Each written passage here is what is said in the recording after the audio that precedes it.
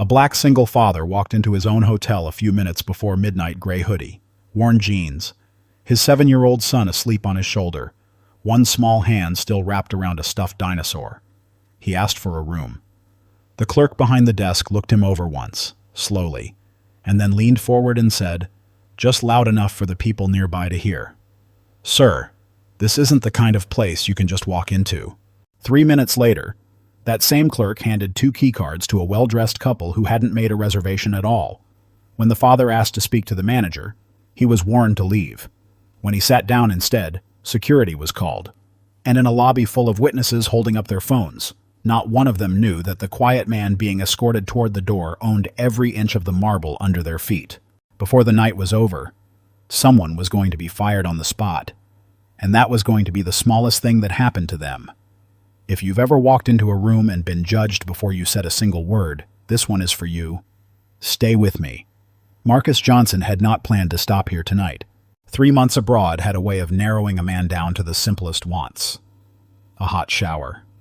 A real bed. The sound of his son breathing steadily in the dark. His flight had landed 2 hours behind schedule, and by the time they cleared baggage claim, it was crawling toward midnight. And the thought of another 40 minutes on the highway in that condition felt less like inconvenience and more like a bad idea he could talk himself out of. So he made the decision the way he made most of them, quietly, quickly, without announcing it to anyone. He knew exactly where to go. The Grand Meridian on 5th, the flagship of Johnson Hospitality Group, the hotel that had taken him 11 years to build out of a single failing property in Charlotte into the thing it was now. He had opened this location himself.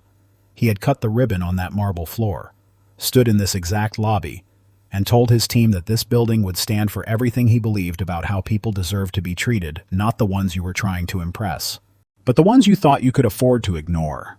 He had not set foot in it in 4 months. And he had not called ahead. That part was deliberate. Marcus had a habit of visiting his properties unannounced. Dressed the way he was dressed right now. Gray hoodie, dark jeans, plain sneakers, no watch. Nothing on him that announced money because it was the only honest way to see what a place actually was when no one inside it was performing for the owner. A hotel on its best behavior told you nothing. A hotel at midnight, when it thought no one important was watching, told you everything. His father had taught him that, though he had never meant to. For 22 years. Marcus's father had worked the night security shift at a hotel very much like this one. He had come home in the gray hours of the morning and sat at the kitchen table for a while without speaking, not angry, just emptied. A man who needed a few minutes of quiet to become himself again after a night of being looked through. Marcus had understood it even as a boy, without having words for it. What his father had handed him was not bitterness. It was clarity. The way a place treats the people it thinks don't matter. His father had said once, tells you everything you need to know about it. Eli had fallen asleep somewhere over the ocean and had not fully surfaced since. He was 7 years old and weighed almost nothing. And after 3 months apart, Marcus would have carried him twice as far without a word of complaint. He had his mother's long lashes and his father's flat stubbornness. And at the moment he was using his father's left shoulder as a pillow, both arms hooked loosely around his neck. A worn stuffed dinosaur named Rex wedged under his chin. Marcus held him with one arm and pushed through the revolving door with the other. The lobby of the Grand Meridian was exactly as he remembered it, because he had approved every inch of it. Warm light falling across Italian marble, the low sound of jazz drifting from somewhere near the bar, a long front desk of dark mahogany, staffed at this hour by a single clerk. Every detail had been chosen to make a person feel, the instant they walked in, that they were welcome, that they belonged here before they had proven a single thing. He crossed the floor slowly, mindful of his son's weight, and stopped at the desk. The clerk was a young man, late 20s, well-groomed, wearing the Navy uniform with a precision that suggested he thought about how he looked more than most people did. His name tag read Trevor. He glanced up from his screen as Marcus approached, and something moved across his face, not open rudeness. Nothing you could have played back in slow motion and named. Just a small, quiet recalibration. The look a person's face makes when their eyes have handed their brain a conclusion it has already accepted. He took in the hoodie. He took in the sleeping child. He looked back down at his screen. Evening, Marcus said. "I need a room for tonight. One night, 2 guests. Nothing special." Trevor's eyes stayed on the monitor a beat longer than they needed to. Then he leaned forward, just slightly, and lowered his voice into that careful register people use when they want the humiliation to feel routine rather than personal. "Sir, this isn't the kind of place you can just walk into." The words settled into the space between them with a specific weight. Not shouted, not hostile, just quiet and certain. The way a thing is said when the person saying it wants it to sound less like cruelty and more like policy. 2 tables away, a woman at the lounge bar glanced over. Marcus did not look at her. He kept his eyes on Trevor. "I'm asking for a room," he said evenly. "That's all." Trevor straightened, and his tone smoothed over into something rehearsed. "I'm sorry, sir. We're fully booked tonight. No availability." Marcus did not react. He had learned, a long time ago, that the most useful thing you could do in a moment like this was nothing. That stillness gave a man room to keep talking, and a man who kept talking eventually told you the truth. "Nothing at all," he said. "I'm not asking for a suite. A standard room is fine. We just need somewhere to sleep." "Fully booked, sir." Trevor repeated it with the smooth patience of someone who had said the line before and would say it again. "I apologize for the inconvenience. There are a few other hotels in the area that might be able to help you." Marcus stood at the counter and said nothing for a moment. He looked at Trevor's face not with anger, but with the careful attention of a man writing something down in a place no one could see. Then he stepped back, unhurried, and did not leave. He shifted Eli's weight against his arm and stayed exactly where he was, a few feet from the desk, and waited, because a lie like that one never survived very long on its own. It only needed a little time. It did not take much. Barely 3 minutes later, the front door swept open behind him.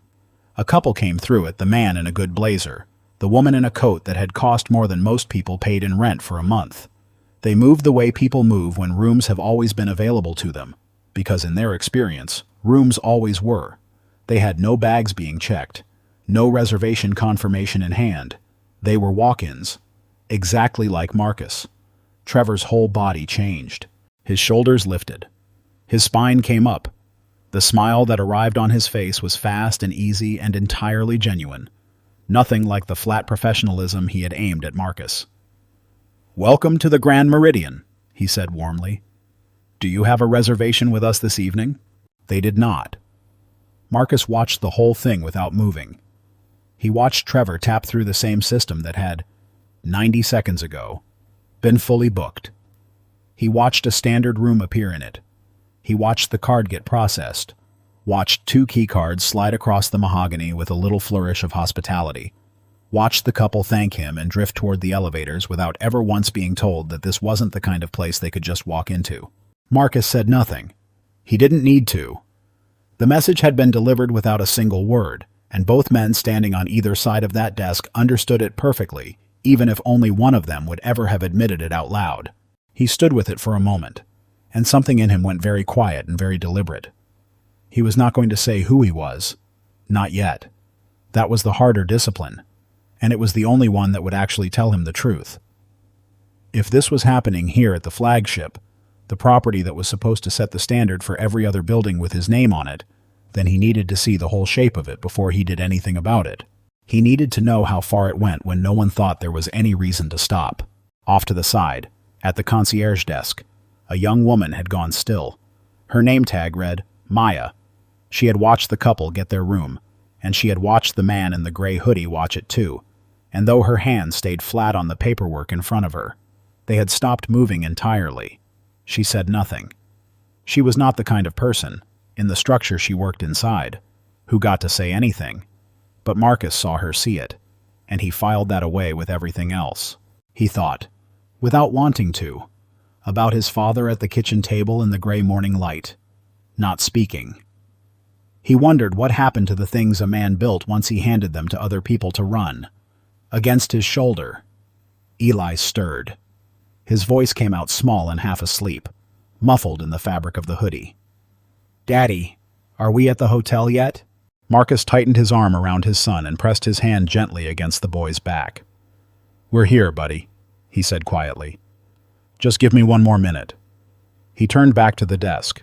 When he spoke, his voice was calm, the way very still water is calm, not because nothing is moving underneath it, but because whatever is moving has not yet decided to come up to the surface.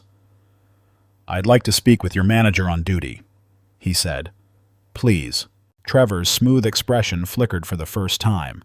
Whatever he had expected the man in the hoodie to do, it had not been this, a quiet, specific request, delivered without heat, impossible to wave off with a line about availability. He covered the flicker quickly, picked up the desk phone, and made a short, low call. Then he set it down and did not meet Marcus's eyes again. Marcus waited. He looked around the lobby while he did at the guests in the low lounge chairs. At Maya, still frozen at the concierge desk with her hands flat on the counter. At the soft light and the marble and the jazz that was still playing near the bar, as if the room were exactly what it had been built to be. He had made this place to feel like a sanctuary. He held his sleeping son a little closer and waited to see who would come. The manager arrived within 2 minutes. His name tag read Richard, and he was somewhere in his mid-40s. The kind of man who wore a full suit at midnight because he understood authority as something you maintained through surfaces. He had clearly been briefed before he crossed the floor, because he did not arrive with an open mind. He arrived with a conclusion already drawn. And everything he did after that was in service of it. "Sir," Richard said. And as he spoke, he positioned himself beside Trevor, a small, deliberate movement that made the geometry of the room unmistakable. 2 of them on one side of the desk, Marcus on the other, his son asleep on his shoulder. "I understand there's been some confusion. My clerk has already explained that we don't have availability tonight, and I'm afraid there's nothing further we can do for you." "There's no confusion," Marcus said. "I watched your clerk tell me you were fully booked, and then, 3 minutes later, book a room for a couple who walked in off the street with no reservation. I'm asking you to explain that to me." Something in Richard's face closed. The way a position hardens the moment it's challenged by someone it has already decided not to respect. "My staff exercise their professional judgment," he said, "and I stand behind it." Marcus looked at him for a long moment. "Your professional judgment," he repeated, not a question. He let the phrase sit in the air, turning it over, letting Richard hear the shape of it. And here he made a choice, though no one in the room could have seen him make it. Every instinct he had the 11 years, the ribbon he'd cut on this floor, the promise he'd made his own staff standing in this exact spot, pulled toward one sentence that would have ended the entire thing in 3 seconds. "Do you know who I am?" He did not say it. He had learned, from a father who had spent 22 years being decided about before he opened his mouth, that the truth about a place only ever showed itself when the people running it believed there would be no cost. He wanted the whole shape of it. He was going to have to let it get worse to see it. "I'd like your full name and your exact title," Marcus said instead. "For the record." The phrase "for the record" landed with a small, specific weight, and for the briefest instant something crossed Richard's face that might have been caution. It came and went. He gave both, without warmth, the way you'd hand documents to a man you expected never to see again. Marcus took them in the way he took in everything quietly, completely, without making a show of it. Then he stepped back from the desk, found a chair in the lounge a little apart from the other guests, and sat down. He settled Eli against his chest, tucked Rex more securely under the boy's chin, and went still. He was not leaving. He was not arguing. He was simply, calmly, refusing to disappear the way he was supposed to, and he watched, over the top of his son's head, to see what a man like Richard did when the problem he'd decided to remove declined to remove itself. He did not have to wait long. Richard did not go back to wherever managers went at midnight. He stationed himself near the front desk with his arms crossed and watched Marcus the way a man watches something he has decided is a problem, but hasn't yet worked out how to get rid of. Every so often his eyes tracked across the lobby to the chair where Marcus sat with Eli sleeping against him, and each time they carried the same silent message. "You're still here. I would very much prefer that you weren't." Marcus noticed all of it. He noticed Richard lean in and murmur something to Trevor that made the younger man straighten his spine.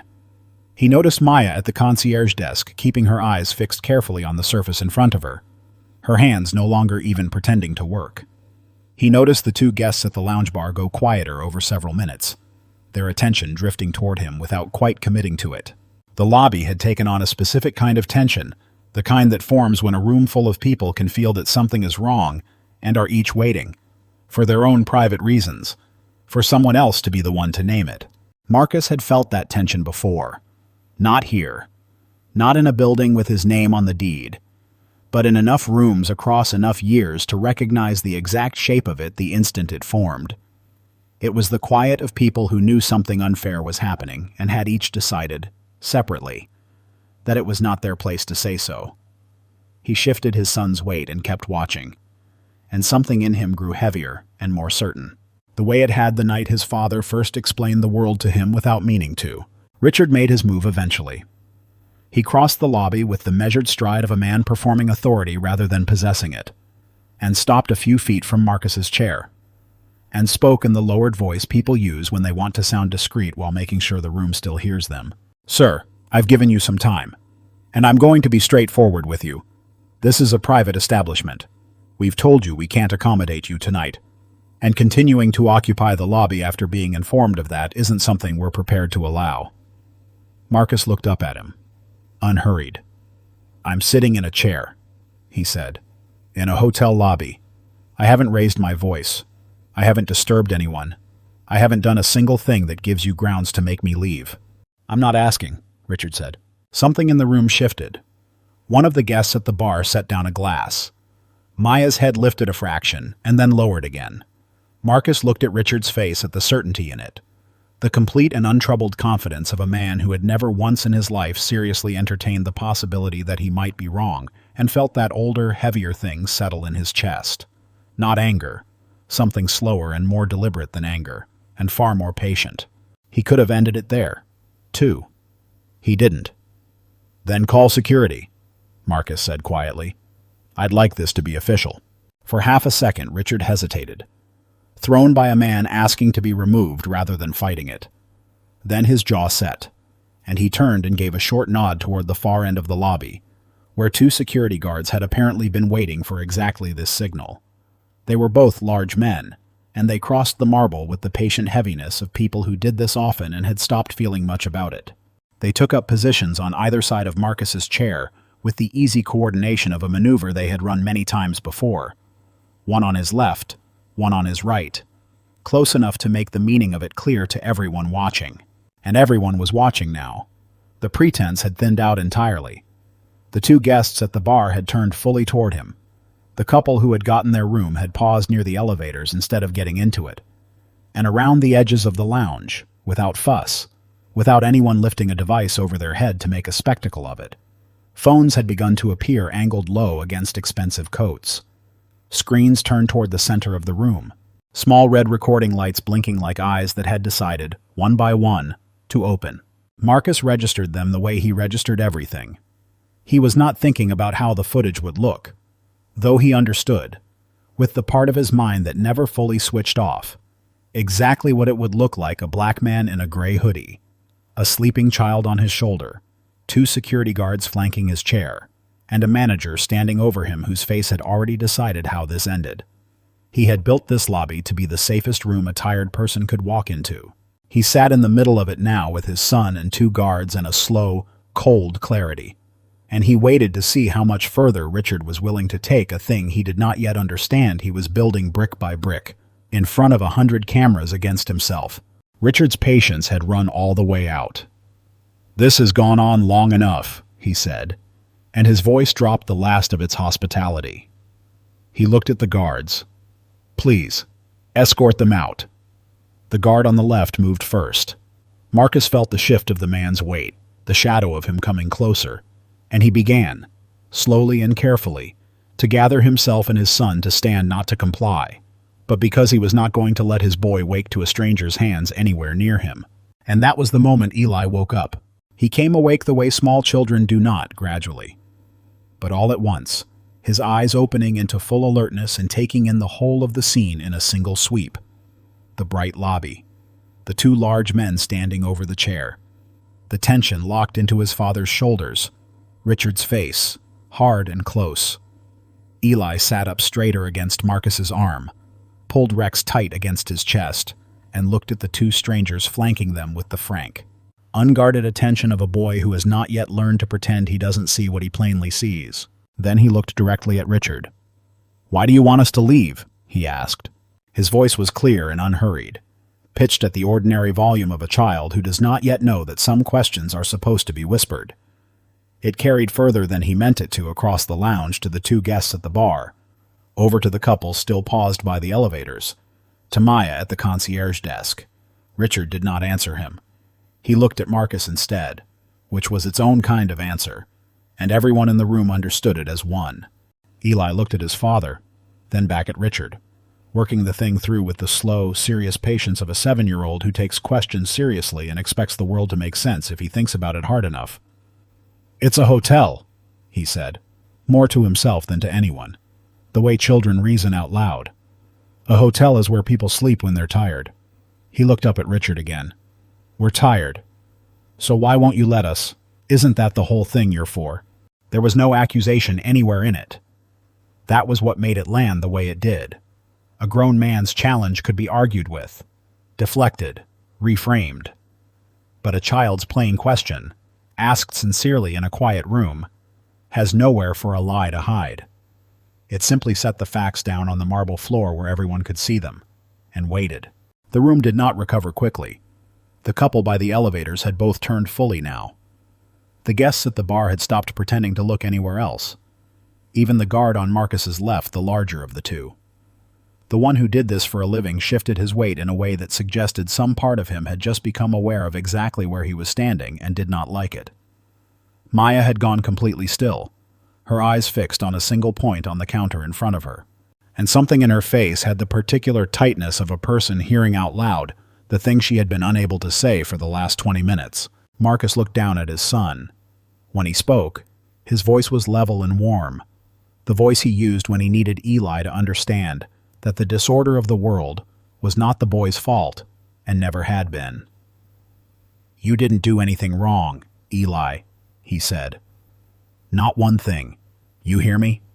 Eli studied his father's face, found whatever he was looking for there, and nodded, and hugged Rex a little tighter.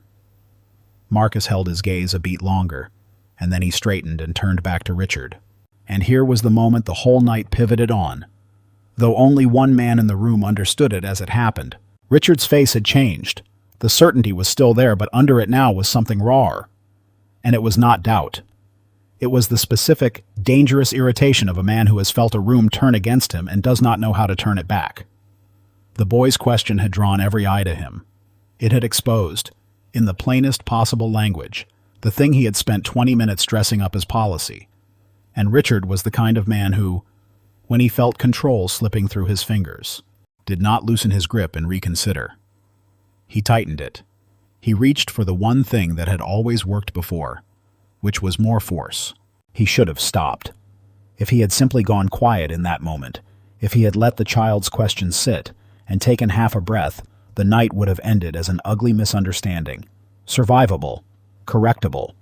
Instead, humiliated in front of a lobby full of witnesses and 100 blinking phones, Richard Whitmore decided to win, and every single thing he did from that point forward, he did to himself. "That's enough of this," he said, and his voice had gone loud now, loud enough to fill the whole lobby and reach every recording device in it. "I've been more than patient. This man came in here after midnight. He's refused to leave when repeatedly asked, and he's now creating a scene in front of our guests and frightening my staff." He half-turned toward the room, performing for it, building his version out loud in real time. "For all I know, he's been drinking. I'm not going to stand here and let this escalate." Marcus said nothing. He watched Richard talk, and something behind his eyes went very still and very cold, because he understood with the part of him that had sat through his father's silences and learned to read the machinery under things exactly what Richard was doing. He was constructing a record. He was narrating a version of events, out loud, for the phones, in which a calm man asking for a room became a drunk man causing a disturbance, so that whatever came next would look, on paper, like a reasonable response to a threat instead of what it actually was. The only problem, and Richard could not see it, because men like Richard never could. Right up until the moment it was too late, was that there were 100 cameras in that lobby recording the difference between the man he was describing and the man who was actually sitting there. A boy with a stuffed dinosaur. A father who had not once raised his voice. Every word Richard spoke to protect himself was another word that would, very soon, be played back against him. Then Richard did the thing that turned a bad night into an unrecoverable one. He pulled out his phone, and in front of the whole room, he called the police. "Yes, I need officers at the Grand Meridian on 5th, he said, loud and clear, his eyes never leaving Marcus. "We have a male refusing to leave the premises, becoming aggressive, possibly intoxicated, with a child present. I'd like him removed." He listened for a moment. "Yes, as soon as possible." A murmur moved through the lounge. One of the guests at the bar looked at another and mouthed something. Maya's head came up all the way now, her hands lifting off the counter. The couple by the elevators had not moved. Everyone in the room had just watched a hotel manager call the police on a man sitting quietly in a chair with his sleeping son, and everyone in the room, except Richard, seemed to understand at some level that a line had just been crossed that no apology was going to walk back. Marcus looked at Richard for a long, quiet moment. He did not stand. He did not argue. He did not say the sentence that would have ended it.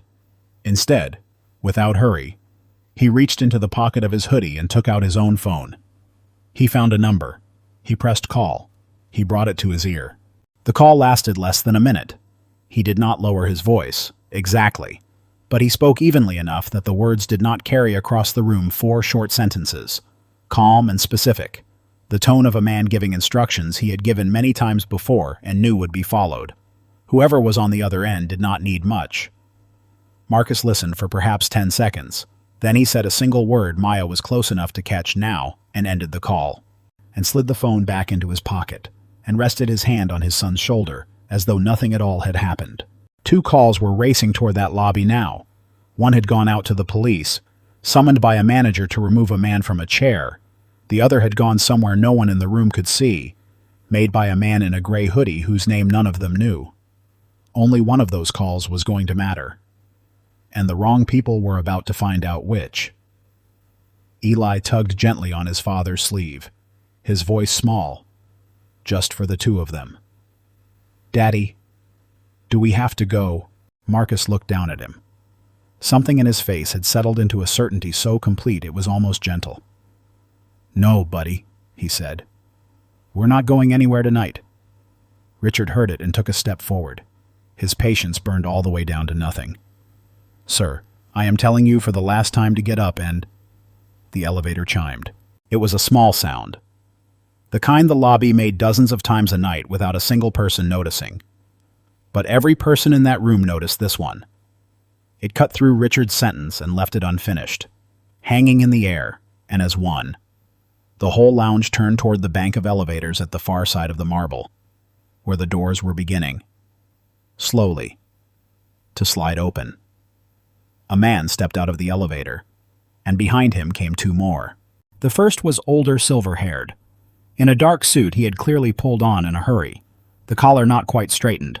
A man who had been asleep or nearly so a very short time ago. The 2 behind him were younger, in suits of their own, and all 3 of them moved with the particular contained urgency of people who understand precisely the weight of what they are walking into and are trying not to run. Nobody in the lobby knew who they were, but the room felt the change in air pressure the way a room does when something important enters it, and the tension that had been coiling all night shifted into something new and uncertain. Richard's unfinished sentence still hung in the air. He turned toward the elevators along with everyone else, and the first flicker of unease crossed his face, not understanding yet. Just the animal awareness that the situation had acquired a variable he had not accounted for. The silver-haired man crossed the marble floor directly toward Marcus. He did not glance at the front desk. He did not look at Richard, or at Trevor, or at the 2 security guards standing over the chair. He walked to the man in the gray hoodie with the sleeping child, and he stopped in front of him, and he inclined his head with a formality that carried real weight. "Mr. Johnson," he said. "I'm sorry you were kept waiting." The words were quiet. They should not have carried, but the lobby had gone so still that they reached every corner of it, and the meaning of them began to move through the room like cold water finding its level. Mr. Johnson, an apology. From a man in a suit at midnight to the man everyone in that lobby had just spent 20 minutes watching be refused a room, threatened with removal, and reported to the police. At the front desk, Trevor's face began to lose its color. Richard had not moved, but something behind his eyes had started, very rapidly, to recalculate. The silver-haired man straightened and turned to face the desk, and when he spoke again his voice was even, and the evenness of it was somehow far worse than shouting would have been. "For anyone in this room who does not know," he said, "this is Marcus Johnson. He is the founder and the sole owner of Johnson Hospitality Group." He let it sit for the length of one breath. "He owns this hotel. He owns the desk you're standing behind.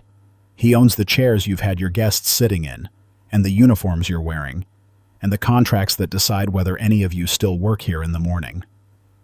The sentence landed on the lobby like a dropped tray.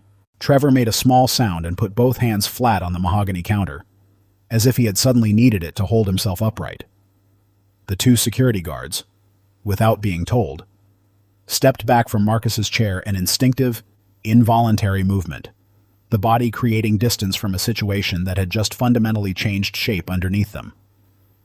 One of the guests at the bar breathed out a low word, and Richard stood exactly where he was, in the middle of his own lobby floor, with the particular frozen stillness of a man whose entire understanding of the last half hour has just been demolished and rebuilt, and who has not yet worked out how he is supposed to stand inside the new version of it.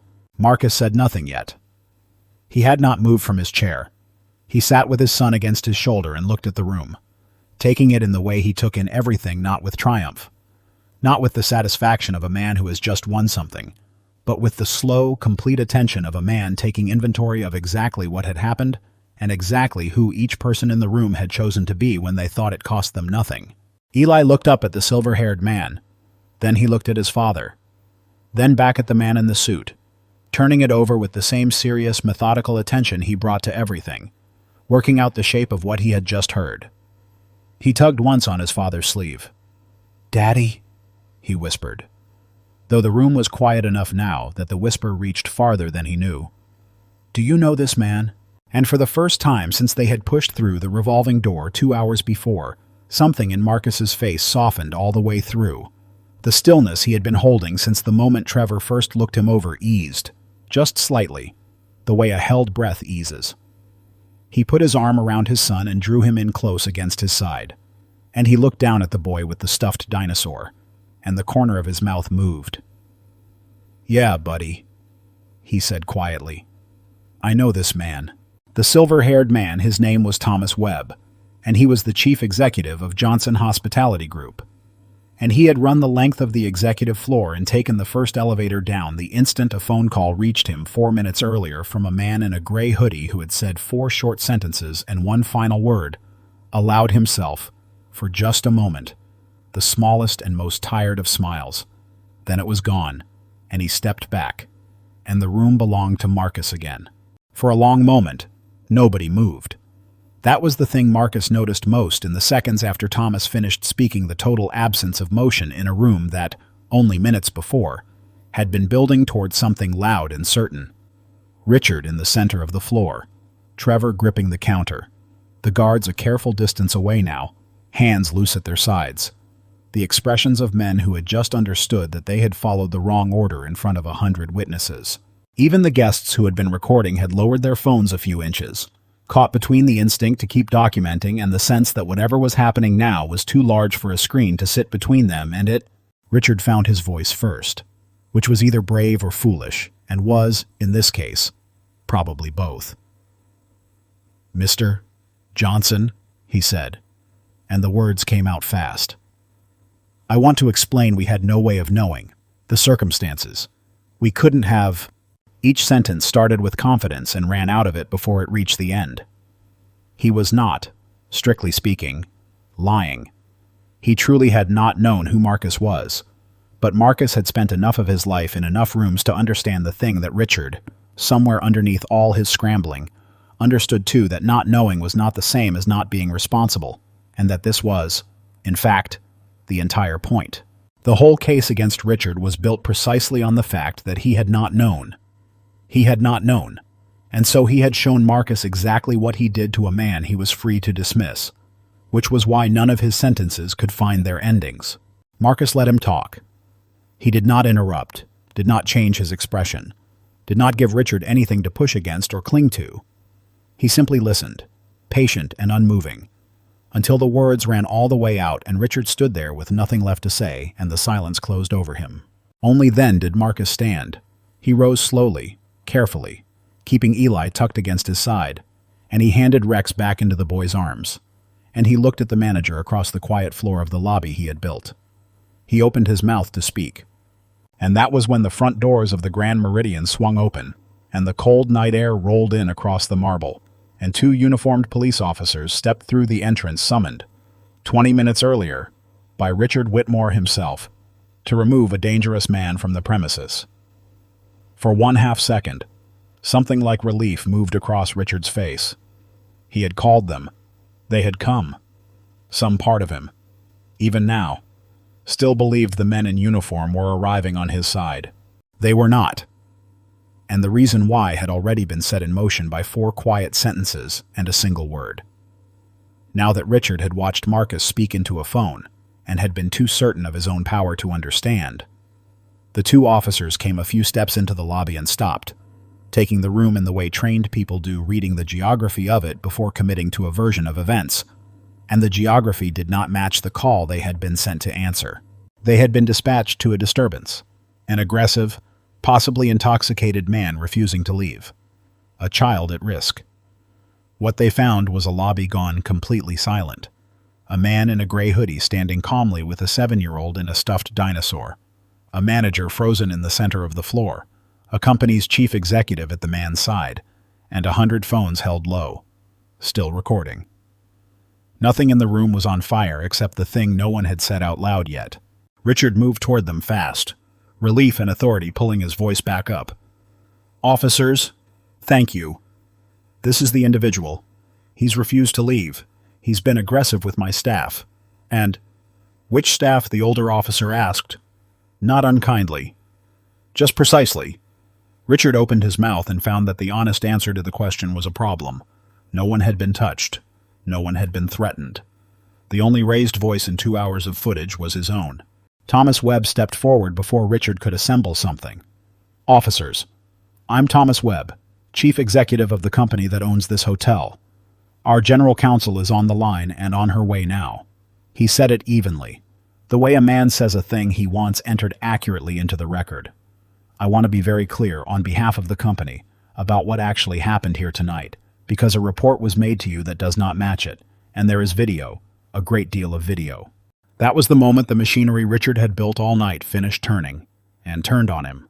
Because Marcus's quiet call, the 4 sentences, the single word "now" had not gone to a friend or a favor or a threat. It had gone to the general counsel of Johnson Hospitality Group, made the instant Marcus watched Richard lift a phone and lie to an emergency dispatcher. And the counsel had told him what Marcus already knew, that the most dangerous thing in the room was no longer the manager's cruelty. It was the false report. Because cruelty was a firing. But telling police that a calm man was a drunk and aggressive threat, inventing a crime to justify removing someone you'd decided didn't belong, that was not a matter of hospitality policy. That had a name and a statute. And it did not go away when the manager apologized. The older officer looked from Thomas to Marcus to the frozen manager, and then out at the sea of raised phones, and something in his posture settled into a different kind of alertness. "Sir," he said to Richard, "did you place the 911 call?" Richard's certainty was gone now. All of it. Drained out through the soles of his polished shoes. I believed, at the time, that—" "That's a yes," the officer said. He glanced at his partner. Nobody in that lobby needed the sentence finished to understand that the man who had called the police to remove a threat had just become the only person in the room a police report was going to be written about. Nobody had done that to Richard. That was the part he would turn over in his mind for a long time afterward, in the quiet that came later. No one had trapped him or provoked him or pushed him toward the edge. Marcus had not raised his voice once. The old man's whole revenge, if you could even call it that, had been to sit in a chair and refuse to disappear, and to let Richard keep choosing, out loud, in front of 100 cameras, exactly who he was going to be. Richard had built the entire thing himself, brick by brick, the refusal, the removal, the fabrication, the call, and handed himself the bill at the end of it. Marcus let the officers do their work. Only when there was a pause did he step forward, Eli's hand in his, and cross the quiet floor to where Richard stood. "You didn't know who I was," Marcus said. His voice carried across the lobby without effort, because everything else had gone so still. "You keep coming back to that, like it's the thing that saves you. It isn't. It's the thing that convicts you. Because everything you did tonight, you did to a man you thought you were free to do it to. You looked at a hoodie and a tired kid and you decided we weren't worth the standard, not because of anything I said, not because of anything I did, but because of what I looked like when I walked through that door." He paused. "And then you did it in front of my son." Richard said nothing. There was nothing left in him to say. "My father worked the night desk at a hotel like this one for 22 years, Marcus went on, and his voice never rose. He came home every morning carrying the weight of being looked through by people who decided, before he opened his mouth, that he didn't matter. I built this company so that the person standing in front of your desk gets treated with dignity before they've proven a single thing to you. Not after you've checked their clothes, not after you've decided they belong. Before." He held Richard's eyes. "You didn't just fail a guest tonight. You failed every person who's ever walked through a door like this one and been made to feel like less. And you did it in front of a 7-year-old who asked you, in plain words, why?" Richard tried, one last time, to find a sentence. It didn't survive the leaving of his mouth. "Richard," Marcus said quietly, "you're terminated. Effective now." He looked at Thomas, who gave a single nod and stepped aside to make it official. Richard's face settled into something gray and inward. Whatever he still had in him, he chose not to spend it. He straightened his jacket once, the small, automatic gesture of a man trying to preserve the last unbroken piece of himself, and walked toward the back office to wait for the officers, and did not look at anyone as he went. Trevor was next. Marcus crossed to the front desk slowly, giving the young man time to understand what was coming. Trevor looked as though he had not drawn a full breath in several minutes, his jaw tight, his eyes carrying the particular shine of someone working hard to hold himself together. Marcus stopped at the counter and looked at him, not with warmth, exactly, but not with the edge he'd turned on Richard, either. "You made a choice tonight based on how a man looked," he said. "And then you made the opposite choice. 3 minutes later, for a couple who looked the way you thought people in this lobby were supposed to look. I want you to sit with that. Not with what it cost you tonight, with what it actually is. What it feels like to be on the other side of it." Trevor's throat worked.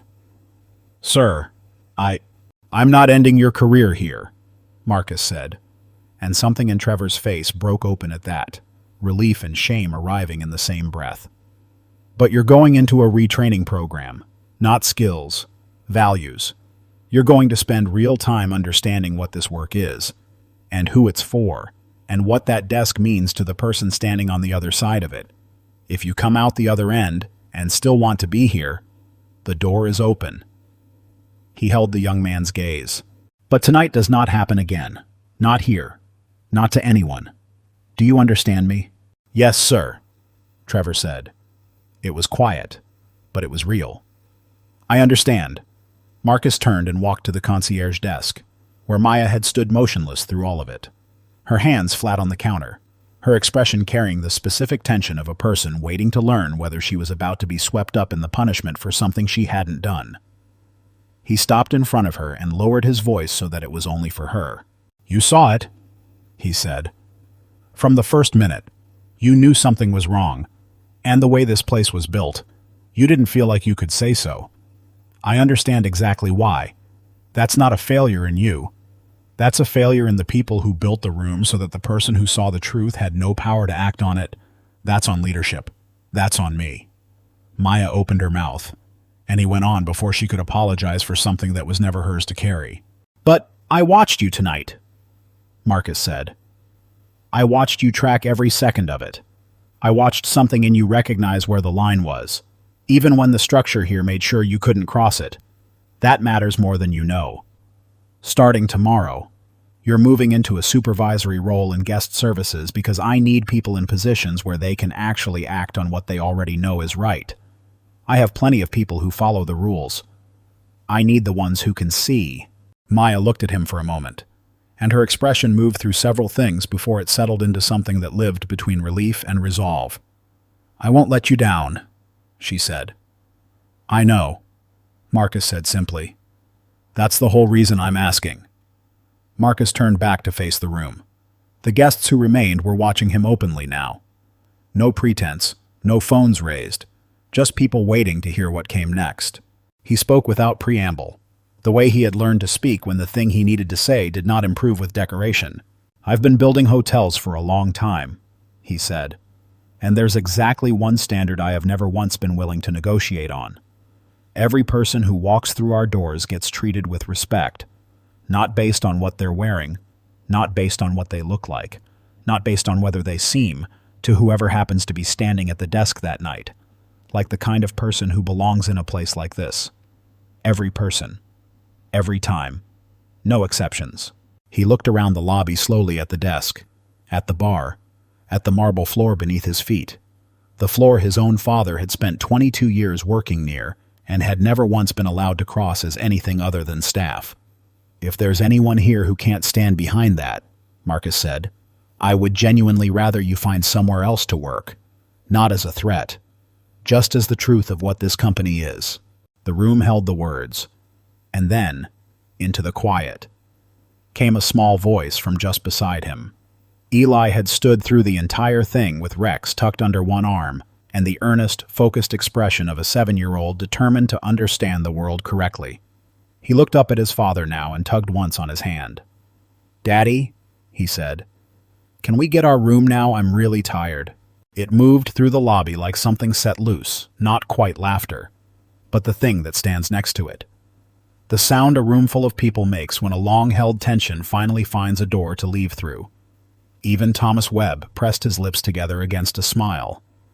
Marcus looked down at his son, at the earnest face and the worn stuffed dinosaur and the complete, uncomplicated sincerity of him, and felt the thing that had been sitting in his chest for 2 hours finally shift, not vanish. Just move into something with more room in it. Yeah, buddy, he said. Let's get our room. By morning, the night had already outrun the walls of the building. No one from the company put it there. That was the part that mattered. It went out the way these things go out now, 100 phones in a single lobby, 100 angles on the same 2 hours, uploaded before Marcus had even gotten his son to sleep upstairs. By sunrise, the clips had been stitched together and captioned and shared past the point where anyone could have called it back.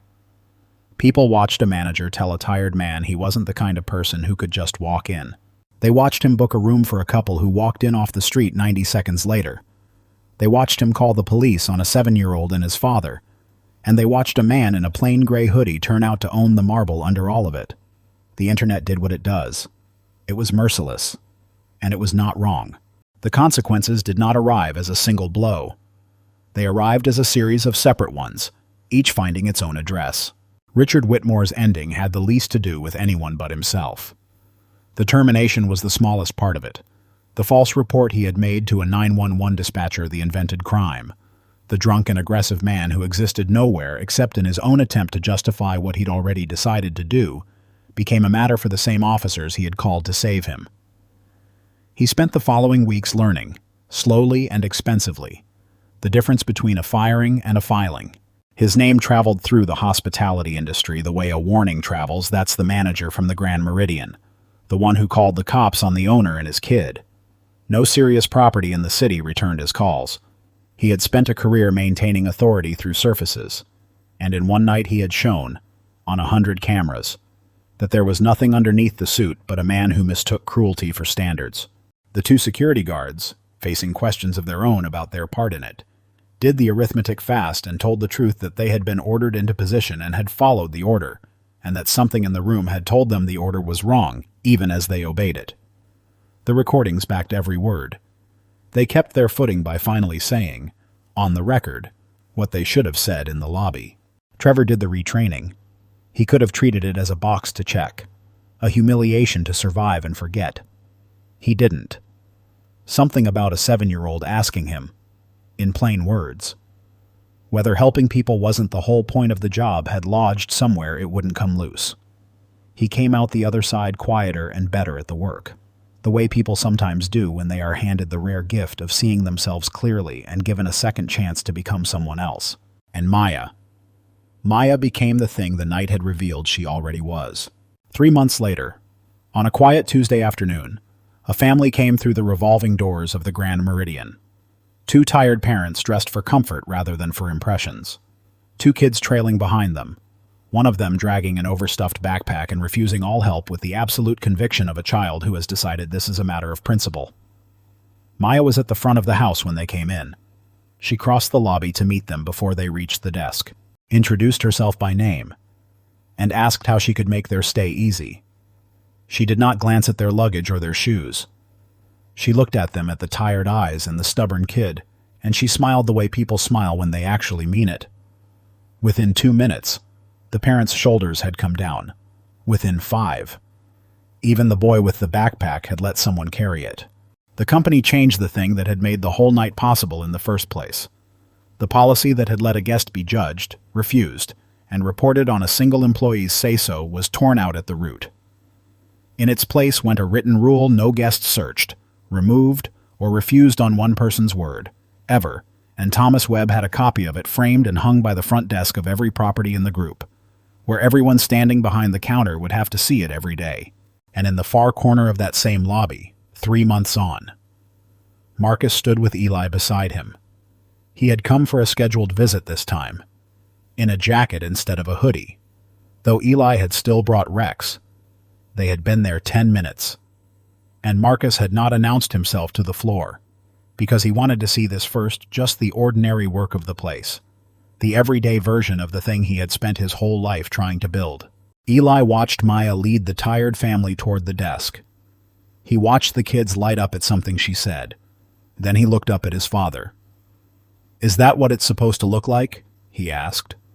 Marcus watched the family settle, watched the parents exhale, watched the boy with the backpack finally set it down. "Yeah," he said. "That's exactly what it's supposed to look like." Eli considered this with the quiet thoroughness he brought to most things. Then he nodded once, tucked Rex under his arm, and reached up to take his father's hand. Marcus held it, and the 2 of them stood in the corner of the lobby he had built, watching it finally become what he had always meant it to be. Here's the thing I keep coming back to. The story you just heard is made up. Marcus, Eli, Richard, the Grand Meridian. None of it is real, but the feeling at the center of it is as real as anything gets. The experience of walking into a room and being measured before you've said a single word. Being decided about because of a hoodie, or a face, or a tired kid on your shoulder. That part isn't fiction. It happens every single day, to real people, in real rooms. And most of the time, there is no CEO stepping off an elevator. There is no quiet man who turns out to own the building. There's no phone call that changes everything, no 100 cameras, no perfect ending. Most of the time, the person being treated like Marcus just has to absorb it and walk back out into the night and go find somewhere else to sleep. So the real test was never Richard's. It was everyone else's. The guests who watched and said nothing. The ones who recorded but didn't step in. The people who could feel that something was wrong and decided, each for their own quiet reasons, that it wasn't their place to say so.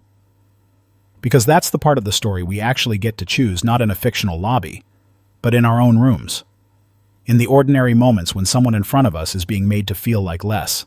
So let me ask you honestly, if you'd been standing in that lobby before anyone knew who Marcus was, before the elevator chimed, before any of it, would you have said something, or would you have stayed quiet and watched? Be honest. Tell me in the comments. I read them. And if this one stayed with you, do me a favor, like it. Share it with someone who needs to hear it. And subscribe. Because we tell stories like this one every week. Stories about the quiet people the world underestimates. And the moment it finds out it was wrong. Never measure a person by what they're wearing when they walk through the door. The richest soul in the room is almost never the loudest one. Sometimes it's a tired father in a gray hoodie, holding a sleeping kid and a stuffed dinosaur, asking only to be treated like he belongs the way every single one of us always should be.